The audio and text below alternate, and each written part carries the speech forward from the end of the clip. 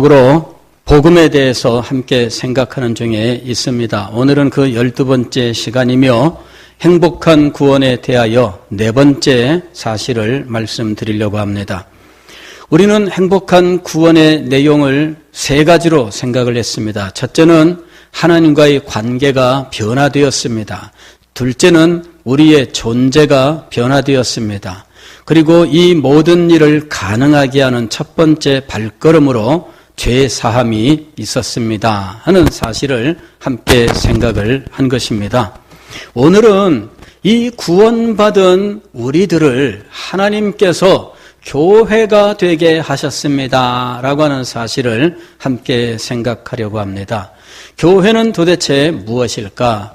교회 하면은 우리는 무엇을 떠올릴까요? 많은 사람들이 십자가를 떠올립니다. 십자가, 건물에 십자가가 있고 이제 이 십자가가 있으면 교회다라고 하는 인식이 믿는 사람이든 믿지 않는 사람이든 다 가지고 있는 생각이에요. 제가 예전에 중동부 전도사를 할 때 교회 처음 온 이 학생들에게 교회에 대해서 물어봤습니다. 교회 하면은 가장 먼저 무엇이 떠오르냐? 그랬더니 십자가 혹은 교회당 이렇게 이야기를 했어요. 때로는 목사님, 장로님, 이런 이제 사람을, 직분자를 말하는 경우도 있었습니다. 자, 교회는 도대체 무엇일까? 우리는 이 교회를 하나님의 부르심을 받은 사람들의 모임이라고 정의를 내리고 있습니다. 그러나 저는 하나님의 부르심을 받은 사람들의 모임이라는 이 정의가 늘 좀 부족하다 하는 생각을 가지고 있었습니다. 무언가를 표현하는데 좀 막연한 느낌이 든다는 거죠. 좀 더 구체적인 정의가 없을까 늘 고민을 했습니다. 신학자들이 역사적으로 유명한 신학자들이 다 부르심을 받은 사람들의 모임이라는 말을 하고 있는데 이 위대한 신학자들이 한 말에 대해서 부족하다라는 생각을 가지고 있으면서 혼자 속으로 내가 교만한 것이 아닐까 하는 생각을 했습니다. 그러나 저도 이제 많은 세월 동안 말씀을 연구하고 선포하고 가르치고 하면서 그 부족하다 느꼈던 것은 이거는 교만한 것이 아니라 사실 교회가 무엇이냐라고 말하는데 어려움이 있기 때문에 아마 표현하는데 그 정도밖에는 말을 못했고 그래서 부족하다고 느끼는 것은 당연하다라고 생각을 하게 된 거예요. 뭔가 좀 부족해요. 그래서 거기에다가 무엇인가를 좀 넣어서 하나님께서 죄인들을 의인으로 부르셨고 즉 하나님의 부르심을 받아 의인이 된 사람들이라든지 뭔가 그런 설명이 좀 들어가면 좋겠다 하는 생각을 하면서 무엇을 넣어야 가장 포괄적인 의미를 갖게 될까 고민을 한 겁니다. 그 고민이 다 끝난 건 아니에요. 그러나 오늘 여러분들에게 그 중에 한 가지를 말씀드리려고 해요. 하나님께서 우리를 그리스도의 몸의 지체로 부르셨습니다. 그래서 교회는 무엇이냐면은 그리스도의 지체로 부르심을 받아 그리스도의 몸을 이룬 사람들의 모임이다. 이게 교회를 100% 설명하는 말은 아니에요. 그러나 교회를 막연하게 그냥 부름받은 사람들의 모임이라고 말하는 것보다는 훨씬 더 나은 정의가 되지 않겠느냐라고 생각을 합니다. 그리스도의 지체로 부르심을 받아 그리스도의 몸이 된 사람들의 모임입니다. 그게 바로 교회예요. 그리고 이것이 우리의 구원의 행복을 표현하는 말이에요. 우리가 교회를 이루었습니다. 우리가 그리스도의 몸의 지체가 되었고 우리들이 그리스도의 몸이 되었습니다 라고 하는 것은 우리가 얻은 구원의 영광스러움, 그 축복을 표현하는 말이 되는 것입니다. 오늘 우리가 읽은 성경 말씀은 사도 바울이 에베소 교회에게 편지를 보내면서 이 교회를 위하여 기도하는 기도 내용 중에 일부입니다. 그런데 이 기도를 알기 위해서는 사도 바울이 에베소서 1장에서 무슨 말씀을 하였는지를 알아야 돼요. 1절, 2절에서 사도 바울은 인사 말씀을 합니다. 그리고 3절부터 14절까지는 성삼위 하나님, 즉 성부, 성자, 성령께서 우리의 구원을 위하여 어떤 일을 행하셨는지에 대한 찬양이 이루어지고 있어요. 성부께서 행하신 일에 대한 영광의 찬송, 성자께서 행하신 일들에 대한 영광의 찬송, 성령께서 이루시는 일들에 대한 영광의 찬송, 바로 이 성삼위 일체의 하나님께 대한 이 영광스러운 구원에 대한 찬송이 있어요. 그리고 15절, 16절은 내가 너희를 위하여 기도한다. 그러면서 기도의 내용은 17절부터 나오는데 이 기도의 내용이 무엇이냐 하면은 자신이 지금 3절부터 14절까지 성삼위일체 하나님의 구원의 영광을 찬양했는데 그 구원의 영광의 찬양을 너희가 알기를 원한다라고 하는 것이었어요. 구원의 영광을 찬양함. 이거는 구원의 영광을 알고 그 마음속에서 구원의 영광에 대한 감사와 감격이 차고 넘쳐서 이것을 하나님 앞에 우러나오는 찬양으로 지금 드리는 것이거든요. 이것이 우리에게 있어서 얼마나 놀라운 일인지 몰라요. 우리가 이 세상을 살아갈 때 받은 은혜가 있음에도 이 은혜를 알지도 못한 채 그냥 자기가 잘나서 살아가는 줄 아는 사람들 있잖아요. 그런 사람들은 제멋에 겨워서 살아갈지 모르지만 그러나 그 사람의 인생은 삭막하기 짝이 없다는 거죠. 누군가 자기를 사랑했고 누군가 자기를 위하여 그 삶을 배려하고 그 삶의 문제들을 해결하고 많은 역사를 했는데 그것들에 대하여 전혀 알지를 못해요. 깨닫지를 못해요. 그럴 때 참 옆에 있는 사람들이 뭐라고 생각하겠어요? 아이고, 저거는 자기가 잘나서 저런 줄 안다. 그죠? 자기가 잘나서 저런 줄 안다. 제가 그랬어요. 제가 혼자서 잘 큰 줄 알았어요. 혼자서 훌륭하게 크는 줄 알았습니다. 그런데 결혼하고 아이를 낳고 아이를 키우고 이 아이를 감기 걸렸을 때 병원에 데려가고 응급실로 데려가고 막 이러는 이 과정에 또 이 아이의 교육을 위하여 어떤 교육을 시키는 것이 좋을까 참 고민하고 괴로워하고 막 이러면서 연구하고 뭐 이러는 이 과정을 통해서 제가 알게 된 것이 무엇이냐면 나는 혼자 크지 않았다 하는 거였어요. 응? 나는 혼자 크지 않았다.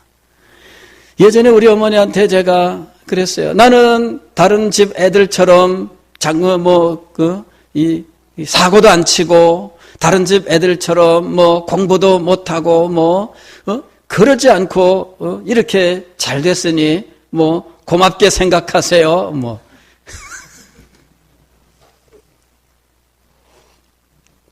우리 손장로님께서 아주 그렇게 하신 것 같아. 아니 정말 제가 그랬어요. 우리 어머니한테. 우리 어머니한테 그렇게 말하면서 나는 그렇게 했는데 엄마는 그래 기껏해서 그래 미술 준비한다고 그래 돈 달라는데 돈 없다고 안 주시느냐. 그래 나는 그러는데 우리 엄마는 참고서 산다고 하는데 돈 없다고 안 주느냐. 원망을 했거든요. 근데 이 부모님이 나를 얼마나 사랑하셨고 나를 위하여 얼마나 많은 희생을 하였고 정말 많은 것들을 나를 위해서 베풀었는지에 대해서 알지 못할 때에는 나 혼자 내가 잘난 줄 알았어요. 그래서 나 혼자 큰 줄 알았고, 자, 나름대로는 재미있게 살아갈 수 있을 거예요. 그렇지 않겠습니까? 세상에는 재미있는 일들이 많으니까 뭐 그런 생각 가진 사람도 얼마든지 재미있게 살 수 있을 거예요. 그러니까 그런 사람들도 세상에서 살아갈 수 있는 거죠. 다만 우리가 한번 마음을 열고 그 사람의 인생에 대해서 한번 생각해 보세요. 그게 정말 잘 사는 삶일까? 그것이 정말 아름다운 삶일까? 그것이 정말 우리가 다 소망하는 삶일까? 안다 하는 거, 그 아는 것 때문에 마음속에 감동이 있고 감사가 있고, 그래서 그 사람과 정말 진정한 사랑의 교제를 나누는 것이 얼마나 복되고 아름다운 것인지 몰라요. 우리가 삼위일체 하나님의 구원의 역사를 알아야 하는 이유가 무엇일까요? 그것을 아는 것이 구원의 첫걸음이기 때문이지요. 그러나 구원의 그 풍성한 은혜를 위하여도 이것을 아는 것이 얼마나 중요한 일인지 모릅니다. 사도는 이미 믿는 성도들을 위하여 기도합니다. 우리 주 예수 그리스도의 하나님 영광의 아버지께서 지혜와 계시의 영을 너희에게 주사 하나님을 알게 하시고, 하나님을 알고 있는 사람들이에요. 하나님을 믿고 있는 사람들이에요.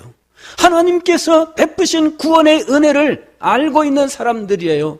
그런데도 불구하고 이 사람들을 위하여 더 기도하는데 지혜와 계시의 영을 주옵소서라고 기도하고 있어요. 지혜와 계시의 영을 달라는 목적은 하나님을 알게 하시고요. 계속해서 18절에서 이렇게 기도합니다. 너희 마음의 눈을 밝히사, 너희 마음의 눈을 밝히사.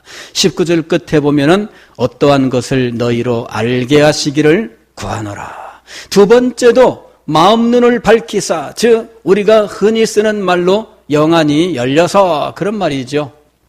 영안이 열려서, 즉 우리의 마음의 눈, 우리의 지성의 눈이 열려서 깨닫게 하시고, 우리의 감성의 눈이 열려서 진정으로 감복하게 하시고, 우리의 의지의 눈이 열려서 진정으로 순종하는 자리에 나아가도록, 이것이 너희 마음 눈을 밝히사 우리의 인격 전부가 무엇인가를 알아서 그 풍성한 은혜 가운데 살기를 간구합니다. 너희의 마음 눈을 밝히사 첫째, 부르심의 소망을 알게 하옵소서. 둘째, 그 기업의 영광의 풍성함을 알게 하옵소서. 세 번째로 하나님께서 베푸신 능력의 지극히 큰 것을 알게 하옵소서. 이렇게 알게 하시기를 기도해요. 부르심의 소망을 알게 하옵소서. 기업의 영광의 풍성함을 알게 하옵소서. 베푸신 능력의 지극히 큰 것을 알게 하옵소서. 알아야 그 풍성한 은혜를 누리며 살 수 있는 거예요. 알지 못하면 그냥 그 빈약한 가운데 살아갈 수밖에 없어요. 그래서 사도는 성삼위 하나님 이 구원의 역사에 대한 찬양 후에 너희가 이 찬양에서 지금 찬송하고 있는 하나님의 구원의 역사를 알기를 원한다라고 기도했던 거예요. 그런데 그 기도의 끝에 그 하나님이 베푸신 능력의 지극히 큰 것을 할 때 그 능력에 대한 설명이 나옵니다. 이것이 20절부터 23절까지예요. 이것이 하나님의 능력에 대한 설명이에요. 그의 능력이 그리스도 안에서 역사하사 죽은 자들 가운데서 다시 살리시고, 즉 그리스도의 부활은 무엇으로 이루어졌느냐 하면 하나님의 능력으로 이루어진 거예요. 두 번째로는 죽은 자들 가운데서 다시 살리시고 하늘에서 자기의 오른편에 앉히사, 즉 하나님 우편 보좌에 앉히셨어요. 우편 보좌에 앉았다는 말은 그냥 의자 하나 내줬다는 것이 아니라 권세를 주셨다는 거예요. 즉 어떤 의자에 앉는다라는 말이 그 사람이 승진할 때 쓰는 말이에요. 그런데 이것이 바로 하나님께서 그리스도를 지극히 높이셔서 영광의 보좌에 앉게 하셨다. 권세자가 되게 하셨다는 거예요. 그 다음에 계속해서 모든 통치와 권세와 능력과 주권과 이 세상뿐 아니라 오는 세상에 일컫는 모든 이름 위에 뛰어나게 하시고, 여기에 모든 이름은 무엇을 말하냐면 사람의 이름을 말하는 것이 아니라 모든 이 세상의 권세자의 명칭을 말하는 거예요. 왕이든 제왕이든 천왕이든 무슨 공작이든 백작이든 아니면 무슨 장관이든 장군이든 이런 모든 권세자들의 명칭이 있습니다. 이 세상의 명칭들은 이 권세를 표현하는데 아주 많은 연구를 통해 만들어진 거예요. 장군 하게 되면은 여러분 굉장히 명예스럽지 않겠어요? 예, 장군 하면은 여러분 아무나 장군이 되지 못해요. 근데 제가 장군이 됐어요. 어떤 분이 저한테 장군 그러시더라고요. 그래서 제가 이 청소년 때부터 장군이었습니다. 우스갯소리예요. 웃으시면 됩니다. 예. 근데 명예로운 명칭을 개발을 해요. 그죠? 예, 명예로운 명칭. 그 다음에 이 해군은 장군을 뭐라고 불러요? 제독, 그런 게 제독. 야, 이 군대 들어가서 해군은 제독이 되는 것이 꿈이야. 그죠? 예. 이 명칭들이 있어요, 명칭들이. 왕이 되고 나면은 왕이 끝인 줄 알지만 여러분 왕이 끝이 아닙니다. 왕 위에 또 뭐가 있어요? 황제가 있어요, 황제. 중국에는 황제가 있어요, 황제. 일본도 황제라고 불러요. 천황이라고 부르죠. 예. 그 다음에 우리나라도 대한제국을 만들면서 제국 그러면서 임금을 뭐라고 불렀어요? 황제라고 불렀어요. 고종황제 이렇게 불렀거든요. 더 높여요. 그런데 황제보다 더 높으면 뭘까요? 예, 인간 세상에는 아직 황제보다 더 높은 거는 만들어지지 않은 것 같아요. 황제가 최고였어요, 인간 세상에는. 그런데 하늘나라의 영적인 세계에는 또 이런 계급이 있어요. 그것이 오늘 여기서 말하는 명칭들입니다. 가령 하늘에서 자기의 오른편에 앉히사, 그 다음에 뭐라고 되냐면 모든 통치와 권세와 능력과 주권과 그랬는데, 이런 것들이 사실은 이런 명칭들이에요. 주권자들의 명칭, 영적인 존재들을 말하는 거죠. 그리고 이 세상과 오는 세상, 앞으로까지도 생길 그 무슨 대단한 명칭들이 있다 할지라도 그 모든 것들 위에 뛰어난 명칭을 가진 분이 누굽니까? 예수 그리스도예요. 이것을 누가 행하셨느냐면 하나님이 행하신 거예요. 하나님께서 예수님을 부활시키셨고 하늘로 올리셨고 하나님 우편 보좌에 앉히셨는데, 영적인 세계의 모든 주권자들과 땅 아래에 있는 모든 주권자들, 지금뿐만 아니라 앞으로 만들어질 모든 명칭이나 모든 벼슬자리, 그 어떤 권세일지라도 예수 그리스도는 그것들 위에 뛰어난 명칭을 갖게 하셨어요. 그리고 이 모든 만물이 예수 그리스도 앞에 복종하게 하셨습니다. 예. 이런 건 아멘 하셔야 돼요. 예. 왜냐하면 이게 찬양이잖아요. 그죠? 예. 이게 우리 구주의 영광을 찬양하는 거잖아요. 즉 모든 만물을 그의 발 아래에 복종하게 하시고 그랬어요. 예. 그런데 여러분, 클라이막스, 예수 그리스도를 높이시는 이 클라이막스가 아직 하나가 남아 있어요. 그게 뭐냐면은 그를 만물 위에 교회의 머리로 삼으셨느니라. 할렐루야. 예. 그를 그냥 교회의 머리가 아니라 만물 위의 교회. 만물 위의 교회. 즉, 이 우주가 정말 대단하지만 교회는 우주보다 높습니다. 예. 저는 성경을 읽다가 깜짝 놀랐어요. 그를 만물 위의 교회까지 읽었을 때 만물 위의 교회라는 말이 마음속에 탁 부딪혀 왔어요. 아하, 왜 이것을 클라이막스로 삼았느냐? 만물이 예수 그리스도 앞에 복종하게 하셨느니라 그러면서 만물 위의 교회의 머리, 즉 교회를 만물보다 위에 더 탁월하고 더 아름답고 더 영광스러운 것으로 지금 말씀하고 있어요. 그래서 만물보다 위에 교회의 머리가 되게 하신 게 이게 그리스도의 영광의 최고봉이에요. 지금 이것이 바로 클라이막스입니다. 지금 그러니 이 클라이막스에 이르기까지 교회가 최절정에 지금 놓여 있는 거예요. 여러분, 이 우주는 얼마나 큰지 인간이 현재 가진 능력으로 다 잴 수가 없습니다.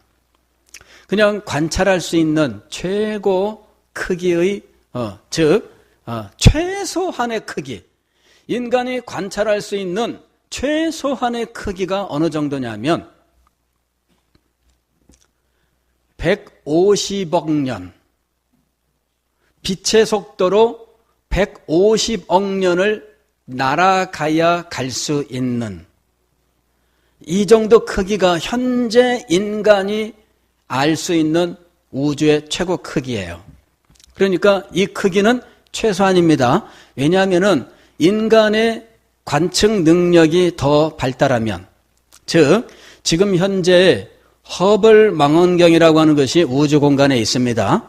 이 우주 공간에 허블 망원경이라고 하는 이 천체 망원경을 놓고 이 우주 공간에 이 엄청난 이 망원경을 가지고 이제 우주 공간을 관찰을 해요. 사진을 찍습니다. 계속. 그래가지고 지상으로 이 사진을 전송해 오면 이 사진을 분석을 해요. 이 사진 분석하는데 시간이 굉장히 많이 걸립니다. 예, 한 3년에서 5년 이렇게 사진을 분석을 해요. 그렇게 해서 최근에 이 허블 망원경을 통해서 알게 된 사실은 가장 멀리서 온 별빛을 발견했는데 그 별빛이 몇 년 만에 여기 왔느냐 하면 150억 년 만에 온 거예요. 그러니까는 여기 땅하고 이 빛이 막 달려왔는데 150억 년 걸려서 이제 온 거예요. 그걸 어떻게 할 수 있느냐? 이 망원경이 계속해서 사진을 찍거든요. 우주 공간을 계속 사진을 찍습니다. 분석하고 찍고 분석하고 찍고 분석하는데 어제 찍었는데 없던 것이 오늘 찍었는데 나타났어요. 그제서야 빛이 도착한 거예요. 예. 그러니까 150억 년 걸려가지고 이제 막 도착했어요. 그 별빛이.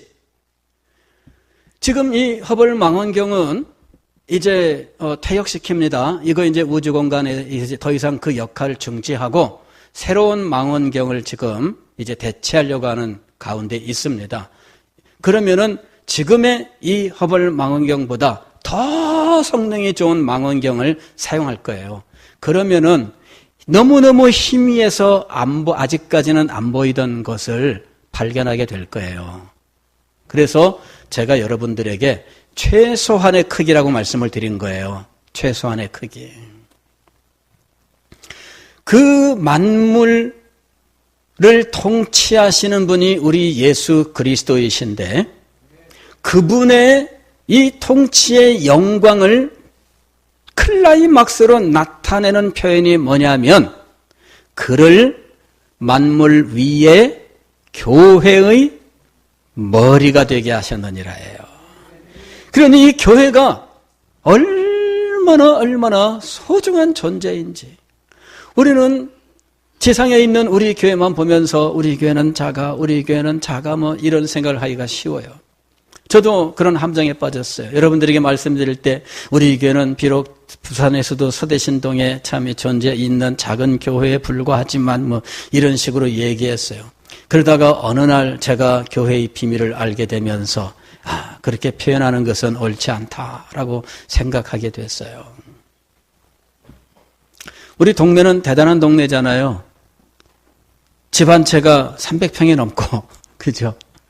저쪽에 어느 원룸 짓는다고 하는데 그 집 참 우리 동네 집집마다 정원이 참 얼마나 커요. 이 정원 가꾸고에서 동네가 참 아름답고 좋았는데 이제 다 헐고 지금 빌라가 올라가고 뭐 그럽니다. 근데 어느 집 헐고 공사한다고 공사 개요 해가지고 이렇게 하나 입간판을 세워놨는데 보니까 380평에 집 한 채가. 그래서 세상에 그런 집에 살고들 계셨구나. 그러니 우리 교회가 눈에 들어오겠어요? 우리 교회는 뭐 그 정도 안 되잖아요, 크기가. 그래서 우리 교회 이 동네 사람들이 볼 때에는 자기 집 반도 안 되는 교회 뭐 이렇게 혹시 생각했을지도 모르겠다 생각합니다. 그런데 알고 보니까 이 교회는 어떤 존재예요? 만물 위의 교회예요. 이 지상에 300평 집은 아무것도 아니에요. 만물 위의 교회예요. 그리고 이 그리스도께서 드디어 이 교회의 머리가 되시는 거예요. 즉 만물은 통치의 대상인데 교회와는 그리스도께서 하나가 되셨어요. 이게 놀라운 겁니다, 여러분. 만물은 그리스도께서 어떻게 하셨어요? 그 위에 군림하셔요. 그러나 교회에는 그리스도께서 어떻게 하셨습니까? 하나가 되셨어요. 그래서 계속해서 뭐라고 말씀하시느냐 하면 그를 만물 위에 교회의 머리로 삼으셨느니라. 교회는 그의 몸이니 만물 안에서 만물을 충만하게 하시는 이의 충만함이니라. 교회는 그의 몸이니 그는 교회의 머리요 교회는 그의 몸이니 즉 하나라는 이야기예요. 그리스도는 교회를 자기와 한 몸이 되게 하셨어요. 하나가 되게 하셨어요. 자, 이것이 어떤 의미가 있는 일이냐면 에베소서 2장 4절 이하에 보면은 이렇게 이야기해요.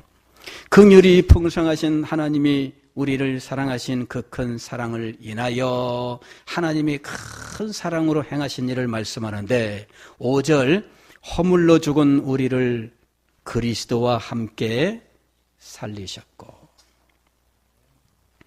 여러분, 그리스도와 함께 이것이 그리스도와 하나됨을 의미하는 말이에요. 즉 연합이에요.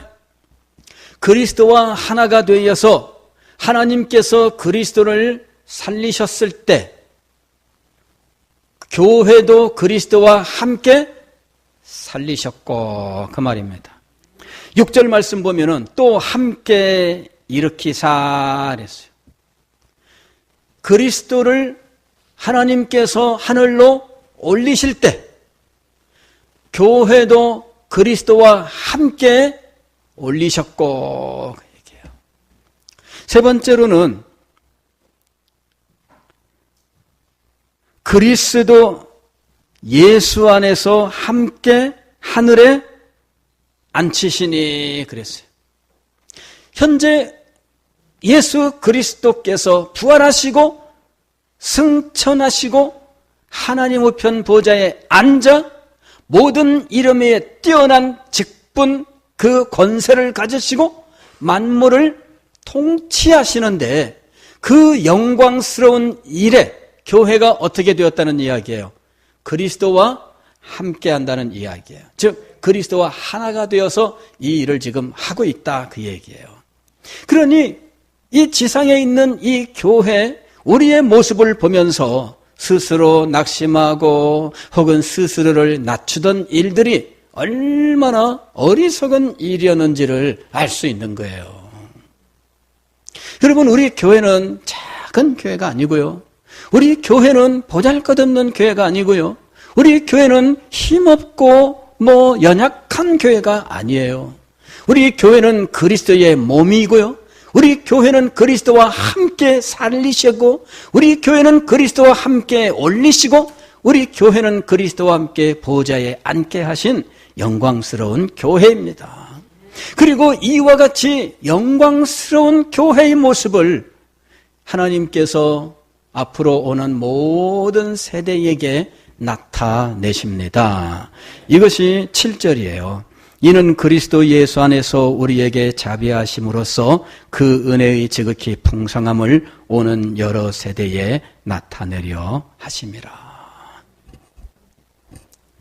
교회는 정말 엄청난 기관이에요. 에베소서 5장을 보게 되면 아내와 남편들에 대한 교훈이 나옵니다. 에베소서 5장 22절 이하에 보면 아내와 남편의 관계에 대한 말씀이 나오는데, 여기 보면은 아내에게 뭐라고 말하냐면 남편에게 복종하라. 이는 교회가 그리스도에게 복종하는 것처럼 이렇게 얘기해요. 그러면서 남편에게 뭐라고 하느냐면 아내를 사랑하라 이렇게 이야기하면서 그리스도께서 교회를 사랑하사, 이렇게 25절 말씀 보세요. 남편들아 아내 사랑하기를, 그러면서 그리스도께서 교회를 사랑하셨다 이렇게 말씀하셔요. 교회가 그리스도께서 교회를 사랑하셨다. 그런데 그 사랑을 어떻게 나타내셨느냐면 그 교회를 위하여 자신을 주셨다라고 말씀하셔요. 그리스도께서 교회를 사랑하셔서 교회를 위하여 자기 자신을 주셨다라고 말씀하고 있어요. 계속해서 이 교회를 물로 씻어 말씀으로 깨끗하게 하시고 거룩하게 하시고 자기 앞에 영광스러운 교회로 세우시고 티나 주름 잡힌 것이나 이런 것들이 없고 거룩하고 흠이 없게 하셨다라고 말씀하시는 거예요. 이게 교회입니다. 여러분, 하나님께서 우리 교회를 그리스도의 몸이 되도록 그리스도와 하나가 되게 하셔서, 그리스도는 머리요 우리는 몸이 되게 하셨는데, 이 그리스도는 이 교회를 위하여 얼마나 교회를 사랑하셨는지 자기 자신을 드리셨어요. 그리고 교회를 영광스러운 교회로 세우시기 위해서 물로 씻으시고 그 다음에 말씀으로 거룩하게 하시고 그 다음에 티나 주름 잡힌 것이 없게 하시는 놀라운 역사를 끊임없이 베풀고 계시는 거예요. 이것을 아는 것이 왜 중요합니까? 알지 못하면 누리지 못하기 때문이에요. 알지 못하면 누리지 못해요. 엄마가 어디 갔다 와가지고 아이한테 말합니다. 야, 너 그 혼자 있으면 심심했겠네. 예, 뭐 좀 먹었냐? 아니요. 아, 내가 거기 다 사과랑 다 깎아놓고 나갔는데 몰랐어요. 엄마가 기껏 다 준비해놓고 나갔는데 이 아이는 몰랐어요. 그래가지고 엄마 올 때까지 쩔쩔 굶으면서 엄마 언제 오냐, 엄마 언제 오냐 이러고 있는 거예요. 그런데 다 준비해놓고 가셨거든요. 모르면 누리지 못해요. 제가 아주 힘들고 어려운 시절에 한 번은 우리 동네 뒷산에 올라갔어요. 올라가서 이렇게 이제 밑에를 내려다 보니까 밑에 착하니 이제 그 마을이 쭉 펼쳐지는데, 우리 교회도 보이고 우리 집 있는 데도 보이고 교회와 우리 집 사이에 시장이 있는데 시장 통로, 전통시장 쭉 이어진 그 시장도 보이고 그래요. 그래서 제가 그걸 가만히 보다가 문득 손으로 한번 재봤어요. 그랬더니 얼마 안 되더라고. 문득 그런 생각이 들었어요. 이 높은 곳에서 보니까 얼마 안 되는 그 곳에서 나는 정말 아둥바둥 지지궁상 그러면서 살고 있었던 거예요. 높은 곳에 올라오니까 달리 보였어요. 그래서 그때 제가 마음에 결심을 하나 했습니다. 산에 자주 올라오자. 그런 결심을 했어요. 산에 자주 올라오자. 그래서 산에 올라가면 그때부터는 늘 하는 일이 뭐예요? 재보는 거예요. 재보는 거. 한 번은 북한산에를 올라갔어요. 북한산에 올라가서 그 산에서 아래를 내다봤더니 서울 시내가 쫙 보이는데 롯데호텔 빌딩이 눈에 보였어요. 보니까 롯데호텔 빌딩이 보이더라고. 그래서 제가 그때도 한번 손으로 재봤거든요. 그랬더니 손톱 하나도 안 되더라고. 이렇게 재보니까. 그래서 저 롯데호텔 그 빌딩 아래에서 위를 쳐다보면은 넘어질 것 같았는데 왜? 너무 높아서 이렇게 보다 보면은 허리가 꺾이고 넘어질 것 같았는데 세상에 여기서 보니까 어떻다고요? 손가락 마디 하나도 안 되는 거예요. 그래서 서울 시내가 이렇게 하니까 다 보이더라고. 그래서 세상에 이 산에 올라오니까 세상에 저 밑에서 내가 울며 살았는데 여기 와서 보니까 아무것도 아니구나. 단지 생각뿐일까요? 하나님께서 우리에게 주신 구원을 안다고 하는 것은 여러분 놀라운 거예요. 이 세상에서 우리 스스로는 가난한 자요, 부족한 자요, 연약한 자요. 우리는 늘 그렇게 살아왔어요. 그러나 여러분, 하나님께서 우리를 하늘에 올리사 그리스도와 함께 보좌에 앉히셨어요. 그 보좌에서 내려볼 줄 알아야 돼요.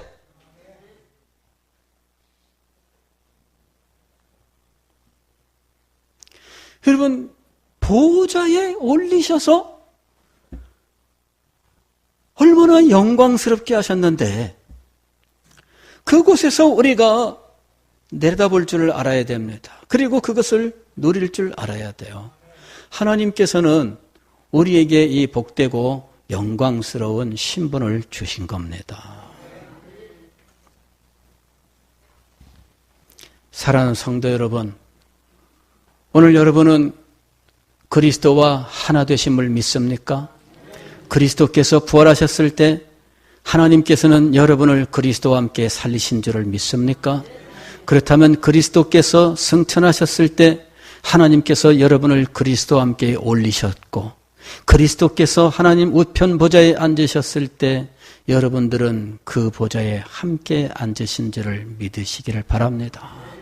그 거룩하고 영광스러운 삶을 안다면, 그 신분을 안다면 우리는 그 신분에 걸맞은 말과 행실을 가지며 살게 될 것입니다. 그리고 하나님께서 주신 것은 단지 개념이 아니고 단지 선언이 아니고 바로 이것이 실상인 것을 알 수가 있습니다. 믿음은 바라는 것들의 실상이요. 하나님께서 우리에게 주신 것은 단지 선언이 아니에요. 하나님께서 우리에게 주신 것은 단지 말이 아니에요. 하나님께서 우리에게 주신 것은 실상이에요. 믿는 자만이 이것을 실상으로 받아 누릴 것입니다. 믿는 자는 이 모든 것들을 선언이나 말이 아니라 실제하는 것으로 받아 누릴 것입니다. 믿음이 얼마나 영광스러운 것인지 모릅니다. 하나님께서 우리에게 주신 것들을 믿음으로 실상으로 받아 누리는 여러분의 삶이 될 수 있기를 바랍니다. 하늘의 영광이 여러분의 것이며 하늘의 영광으로 이 땅을 내려다보면서 하나님께 감사하며 하나님을 찬양하며 사는 것이 성도의 삶입니다. 이 삶을 사시는 여러분이 되시기를 주의 이름으로 축원합니다.